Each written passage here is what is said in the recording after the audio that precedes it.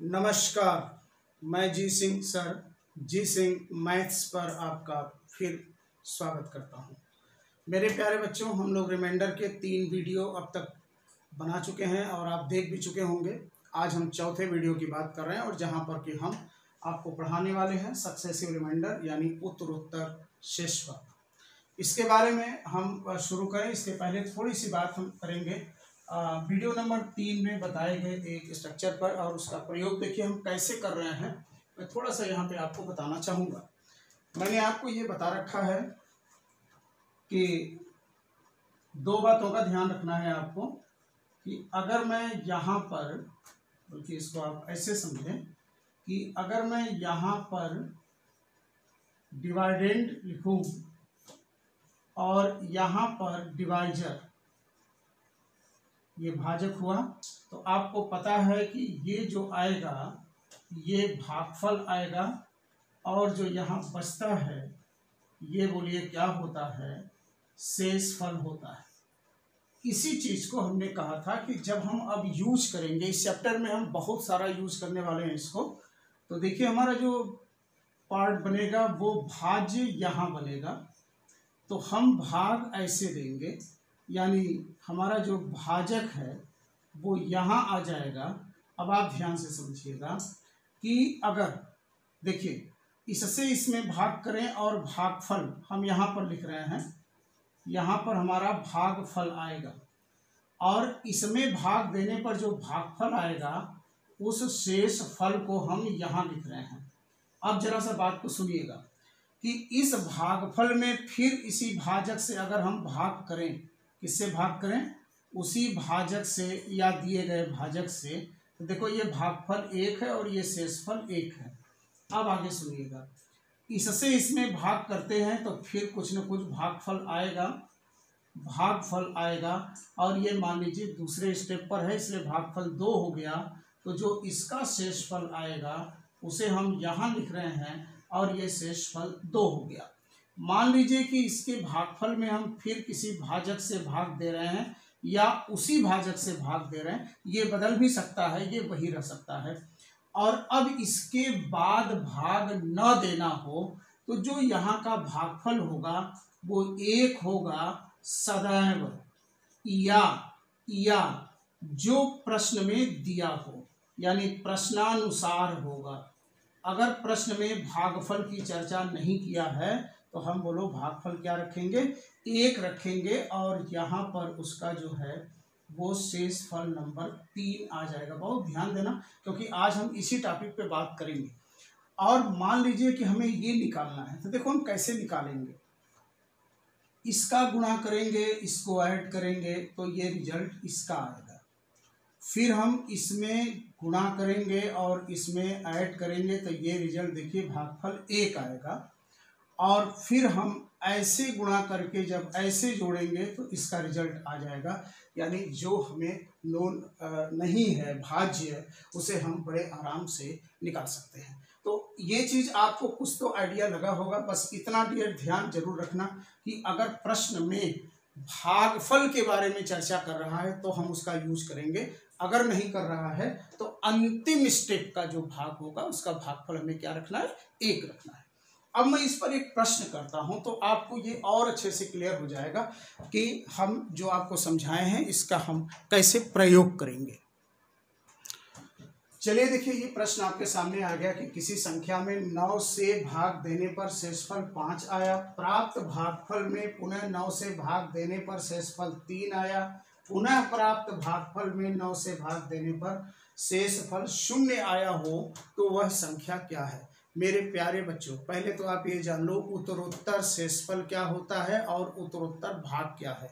देखिए, किसी संख्या में किसी भाजक से भाग दिया जाए, जो भागफल आए उस भागफल में पुनः भाग दिया जाए, जो भागफल आए उस भागफल में पुनः भाग दिया जाए, जो भागफल आए।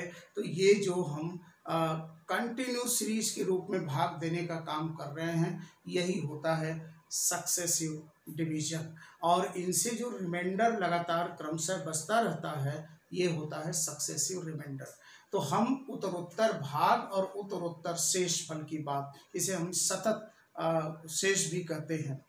के बाद अगर हम करते हैं तो हम वहां तक कैसे पहुंचेंगे, उसकी ये प्रथम श्रेणी है। देखिए यहाँ पर सवाल कह रहा है कि किसी संख्या में 9 से भाग देने पर शेषफल 5 आया। देखिए आप देख रहे हैं यहाँ पर कि कितनी बार भाग दिया गया है, 1 बार, 2 बार और 3 बार भाग दिया गया है।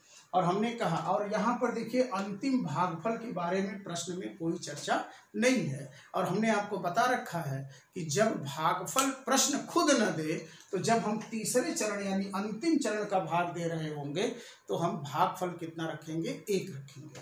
अब देखिए हम कैसे निकाल रहे हैं, हमें यही वाली संख्या को तलाशना है। तो चलो मान लेते हैं कि वो संख्या n है। अब देखना हम कैसे इसको लगा रहे हैं। n में हम 9 से भाग किए, अब मुझे भागफल नहीं पता है क्या होगा, तो चलो हमने एक भागफल a ले लिया, लेकिन ये पता है कि उसका रिमाइंडर कितना आया है, 5 आया है। अब ये भागफल है। अब कहता है कि प्राप्त भागफल में पुनः 9 से भाग किया गया, यानी इस a में जब हमने पुनः 9 से भाग किया तो चूंकि अभी भाग देना बाकी है इसलिए हम इसको b बार ले गए और रिमाइंडर बोलो कितना आया, 3 आया। अब कहता है फिर प्राप्त भागफल में जब 9 से पुनः भाग दिया गया तो रिमाइंडर 0 आया।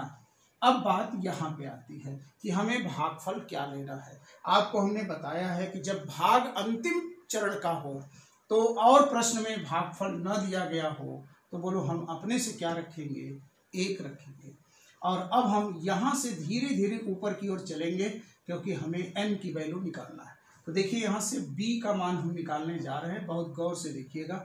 ऐसे गुणा करेंगे, 9 एकम 9, 0 जोड़ेंगे तो 9 आएगा। अब हम यहाँ पर 9 आ चुके हैं, यानी हम b की जगह मैं थोड़ा सा कलर चेंज कर दूं कि b की जगह देखो ये 9 आ चुका है। अब हम a की वैल्यू निकालेंगे तो देखो हम क्या करेंगे, ऐसे गुणा ऐसे योग, 9 9 81 में 3 जोड़ेंगे तो देखो ये आ गया 84। अब हम a की वैल्यू यहाँ से निकाल चुके हैं, a की वैल्यू बोलो कितनी आ गई है, 84 आ गया है। अब हम n को निकालेंगे, यानी जो तलाशने जा रहे थे उसको निकालेंगे। तो देखो हम ऐसे गुणा करेंगे, 9 चौक 36 और 5 जोड़ दो उसमें, या चलो आप गुणा करके जोड़ो ताकि आप कंफ्यूज ना हो। 9 चौक के 36 के 6 3, 9 8 72 और 3 75 में हमें किसको जोड़ना है, 5 को। और ये रिजल्ट देखो 6 5 11, 5 1 6, 761 आ गया। यानी वह संख्या क्या है, बोलो वो संख्या कितनी है, 761 है। तो क्या ये प्रश्न हमारा सही है, क्या ये आंसर हमारा सही है, इसकी आइए जांच कर लेते हैं। अब देखो कैसे जांच हो रहा है कि 761 कहता है 9 से भाग देने पर शेषफल कितना आना चाहिए, 5। तो देखिए आ रहा है कि नहीं आ रहा, 9 8 72, ये देखिएगा आ गया यहाँ 4 1। अब 9 चौक 36। अब देखिए आपका यहाँ से रिजल्ट कितना आ गया, 5 आ गया, यानी पहला स्टेप इसने सही किया। फिर इसने कहा कि प्राप्त भागफल में पुनः 9 से भाग किया जाए तो भागफल हमारा कितना है, 84 है। 9 से भाग करो, 9 9 81, बोलो क्या आ गया, 3 आ गया। और देखिए आपको यहाँ कह रहा है कि रिमाइंडर 3 आना चाहिए, यहाँ भी सही हुआ। और फिर भागफल कितना आया, 9 आया। 9 में 9 से भाग किया, अब बताइए रिमाइंडर क्या आ गया, 0 आ गया। और यहाँ पर भी कह रहा है 0 आ गया, अतः यह पुष्ट होता है कि वो संख्या निश्चित रूप से बोलो क्या है, 761 है। ओके, तो मैं उम्मीद करता हूँ कि ये पहला स्टेप आप समझ गए होंगे और आप ये भी समझ गए होंगे कि उत्तरोत्तर भाग किसे कहते हैं और उत्तरोत्तर शेषफल किसे कहते हैं। आइए एक प्रश्न मैं और उठाता हूँ आपके लिए। देखिए एक प्रश्न मैंने और लिखा आपके लिए कि किसी संख्या में उत्तरोत्तर 7 5 और 3 से भाग देने पर शेषफल क्रमशः 1 यानी 7 से 1, 5 से 0 और 3 से 2 आता है, और यदि उस संख्या में इन भाजकों के योग से भाग दिया जाए तो शेषफल क्या होगा। यहाँ पर डियर स्टूडेंट हमें वो संख्या पहले प्राप्त करना होगा जिसमें हमें इनके योग से भाग देकर चेक करना है। तो आइए देखिए कि हम उस संख्या को कैसे प्राप्त कर रहे हैं। तो केयर करिएगा हमारी बात को। तो चलिए हम मान लेते हैं वो संख्या n है। आप मेरे साथ साथ चाहें तो वर्क करें, क्योंकि मैं उतने स्पीड रखता हूं जितना कि आप मेरे साथ साथ वर्क कर सकते हैं। मुझे बहुत तेज पढ़ाने की आवश्यकता नहीं समझ में आती है, क्योंकि हम आपको ध्यान देकर चलते हैं।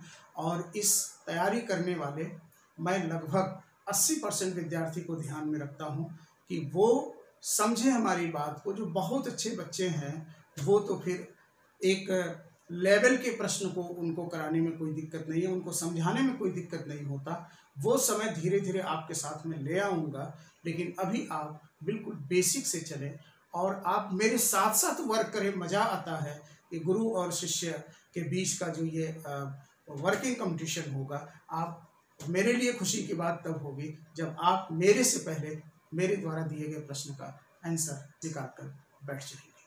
तो आप भी मेरे साथ वर्क करिए, बोला करिए। जब भी मैं पूछूं तो आप बोलिए, कोई दिक्कत नहीं है। आपके आसपास के लोग क्या समझेंगे कि क्या ये अकेले बक रहा है, कोई दिक्कत नहीं है। पढ़ाई में तो बिल्कुल डूबना होता है, ठीक है। और बोलने से कंसंट्रेशन अच्छा होता है, मैं बाहर की चीज़ों को नहीं सुन पाता। तो आइए, आप समझदार हैं, आपको बहुत समझाने की आवश्यकता नहीं। देखिए इसमें किससे भाग किया है? 7 से। 3 बार भाग देना है, ए बार। रिमाइंडर पहला बचा है 7 के साथ 1। फिर भाग किससे दिया है डियर? 5 से। हाँ ठीक, ऐसे बोला करिए आप लोग। अब बताइए बी बार, क्योंकि अभी 1 बार और भाग देना है। रिमाइंडर कितना बचा है? 0। और अब भाग किससे देंगे? हाँ जी, 3 से। और अब देखिए चूंकि ये लास्ट हो गया इसलिए 1 बार। रिमाइंडर यहाँ बोलो क्या लेंगे? 2 लेंगे। और फिर हम धीरे धीरे नीचे से ऊपर की ओर चलें। तो आइए हम सबसे पहले निकालते हैं बी की वैल्यू। देखिए 3 एकम 3 और 2 5। बी बराबर 5 हो गया। अब चलिए, अब हम देखिए बी की वैल्यू हम यहाँ पे पुट कर दें कि ये हो गया 5। अब देखो 5 पचे 25 और 0 25, और ये वैल्यू किसकी होगी? ए की। तो देखो ए बराबर हो गया, बोलो कितना बेटा? 25। अब हम आते हैं एन में। तो अब देखिए ए की वैल्यू को हम यहाँ पर 25 रख देते हैं, ठीक है। 7 से गुणा कर दें तो हो जाएगा 175, और 175 में 1 ऐड कर देंगे तो देखो ये n का मान आ गया 176। बात यहाँ तक क्लियर होगी। अब आप कहता है कि उस संख्या में, उस संख्या मतलब जिसको आपने निकाला है कि 176 में कहता है कि भाजकों के योग से भाग दिया जाए। भाजक क्या है? 7 5 और 3, 7 5 12 और 3 15 से भाग दिया जाए तो शेष फल क्या होगा? देखो ये हो गया 2 और 6, 1 बार 15 एकम 15, और यहाँ पर आ गया रिमाइंडर कितना? 11। बात क्लियर हो गया। तो आपका आंसर बोलो यहाँ से क्या निकल कर आ गया? 11। अब आप एक बार मैं आपको सीरीज को फिर से चेक करा दूं कि अगर 176 ही हमारा वो नंबर है तो इसके सही होने की जांच हम कर लेते हैं। 7 से भाग देने पर रिमाइंडर 1 आना चाहिए। तो देखिएगा 7 दूनी 14, 3 6 7 5 35। देखो रिमाइंडर 1 आ गया, यानी पहला स्टेप सही हुआ। दूसरा एक और आप देख सकते हो कि जब आप यहाँ से चलो तो जैसे जैसे आया है भागफल वैसे वैसे मिलता है, तो समझ लीजिए आप बिल्कुल सही लगा रहे हैं। अब देखिए आगे हमारा 25, और 25 में भाग करना है किससे? 5 से। 5 पच्चे 25, देखो रिमाइंडर 0 आ गया और यहाँ 0 दे रखा है। फिर हमारे पास 5 आया और 5 में भाग करना है किससे? 3 से, और 3 से हमने भाग किया, 3 एकम 3, रिमाइंडर 2 आ गया, और ये देखिए 2 दिया हुआ है। तो ये हमने चेक भी कर लिया कि जो कुछ भी हमने लगाया वो पूरी तरह से सही है। तो आइए अब हम आपको अगले स्टेप पर ले चलें, और एक प्रश्न मैं यहाँ से और लेता हूँ इसी पर आधारित। देखिए एक प्रश्न और आपके सामने हमने रखा कि किसी संख्या में उत्तरोत्तर 5 3 7 से भाग देने पर शेषफल क्रमशः 2 1 4 आए, तो उस संख्या में भाजकों के आरोही मतलब असेंडिंग ऑर्डर में भाग दिया जाए तो शेषफल क्या होगा? तो देखिए सबसे पहले तो हमें इस सवाल को भी लगाने के लिए हमें संख्या को निकालना होगा। तो चलिए देखिएगा, मैं फिर वही प्रक्रिया अपनाता हूँ कि मान लो संख्या n है, 5 से हमने क्या किया? भाग किया। कितनी बार? a bar. रिमाइंडर क्या बचा है? 2 बचा है। फिर हमने भाग किससे किया है? 3 से, और 3 से भाग किया तो b बार। रिमाइंडर क्या बचा है? 1 बचा है। फिर किससे हमने भाग किया? 7 से।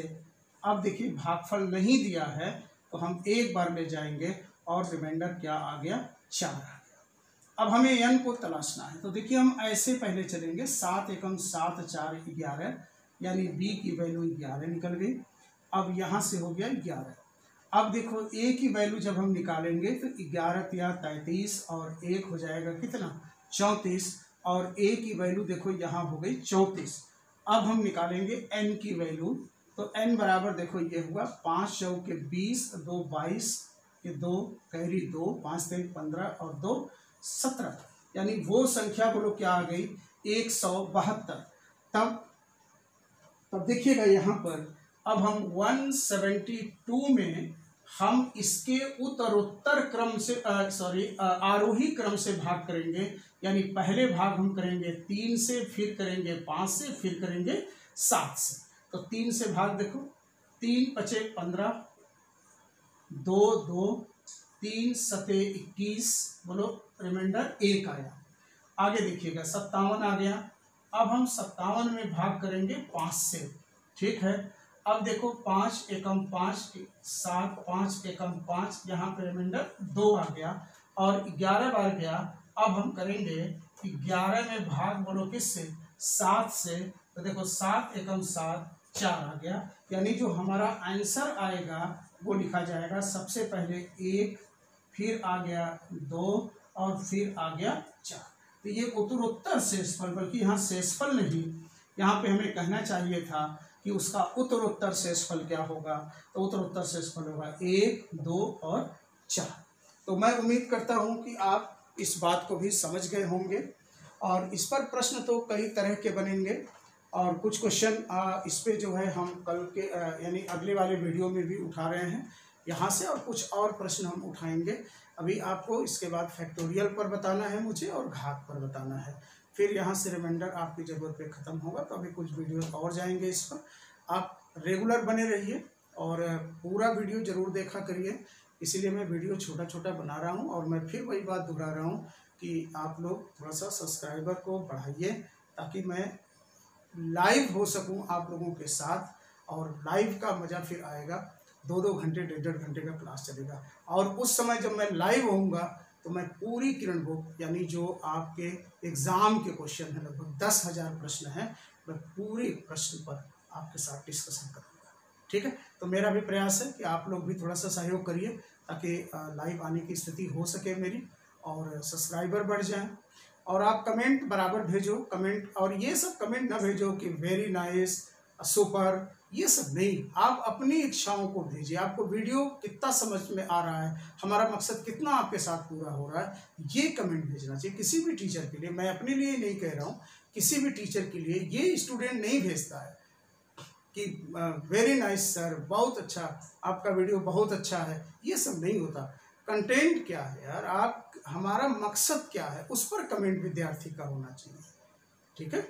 और आप उस पर भेजिए, और चित्र उत्र किसी का पसंद आ जाए तो उसको लिखा करिए, ठीक है। ये सब कमेंट वहाँ के लिए ठीक है। तो उम्मीद करते हैं कि आपका खूब जोरदार कमेंट मुझे मिले, और कंटेंट आपको कैसा लग रहा है ये बताइए, क्योंकि जो बच्चे मैं जानता हूँ जो मेरे से पढ़े हैं उनको तो मैं समझ रहा हूँ, लेकिन बहुत सारे ऐसे भी बच्चे हैं जो मेरे से कभी मिले नहीं, पढ़े नहीं, वो भी पढ़ रहे हैं और उनका भी कमेंट बहुत अच्छा आ रहा है। और कुछ तो नाम ऐसे आ रहे हैं जैसे लग रहा है कि वो इस देश के है ही नहीं लोग, तो बड़ा ताजुब हो रहा है। तो आप लोग थोड़ा सा इसको ध्यान रखिए, और हमें भी उत्साहित करिए, और मेरा उत्साह तभी होगा जब मैं अपने उद्देश्य में पूरा होऊंगा। यानी उद्देश्य मेरा ये नहीं कि मैं पैसे अर्न करने का उद्देश्य रखता हूँ, मेरा उद्देश्य आप तक पहुँचने का है, ठीक है। तो मिलते हैं अगले वीडियो में, नमस्कार।